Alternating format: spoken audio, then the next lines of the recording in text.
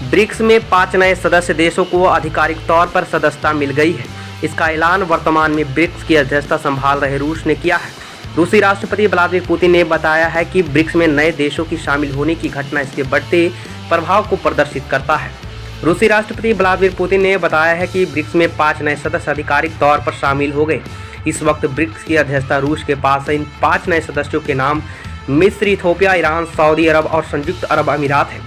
अभी तक ब्रिक्स में सिर्फ भारत, रूस, चीन, दक्षिण अफ्रीका और ब्राजील ही शामिल थे। ब्रिक्स दुनिया में विकासशील देशों का एक समूह है। इस समूह में शामिल होने के लिए भारत का पड़ोसी पाकिस्तान भी हाथ पांव मार रहा है, लेकिन उसे सदस्यता नहीं मिल सकी। पाकिस्तान का आरोप है कि भारत उसे ब्रिक्स का सदस्य बनने नहीं दे रहा है, जबकि चीन चाहता कि उसे सदस्यता मिले।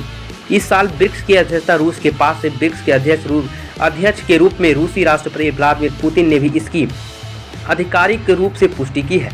पिछले साल दक्षिण अफ्रीका में उस शिखर सम्मेलन के दौरान इन 5 देशों को ब्रिक्स में शामिल करने का औपचारिक सहमति बन गई थी।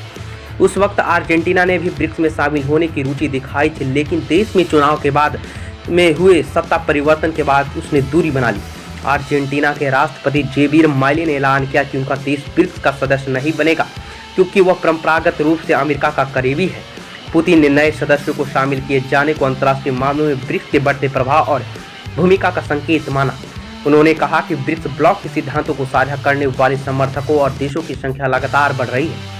पुतिन के अनुसार ब्रिक्स के सिद्धांत की संप्रभु, समानता, खुलापन, सर्वसम्मति और एक बहुध्रुवीय अंतर्राष्ट्रीय व्यवस्था और एक निष्पक्ष वैश्विक वित्तीय और व्यापार प्रणाली का निर्माण को आकांक्षा शामिल है। दुनिया के एक चौथी अर्थव्यवस्था का प्रतिनिधित्व करता है। ब्रिक्स ब्लॉक वैश्विक अर्थव्यवस्था के 1/4 का प्रतिनिधित्व करता है। ब्रिक्स को सितंबर 2006 में स्थापित किया गया था। इसे मूल रूप से ब्रिक्स का नाम दिया गया था और इसे ब्राजील, रूस, भारत और चीन शामिल थे। दक्षिण अफ्रीका सितंबर 2010 में शामिल हुआ। इससे इस ब्लॉक का नाम बदलकर ब्रिक्स कर दिया गया। पुतिन ने कहा कि रूस की 2024 ब्रिक्स अध्यक्षता सभी संबंधित देशों के साथ सकारात्मक और रचनात्मक सहयोग को बढ़ावा देने पर केंद्रित होगी।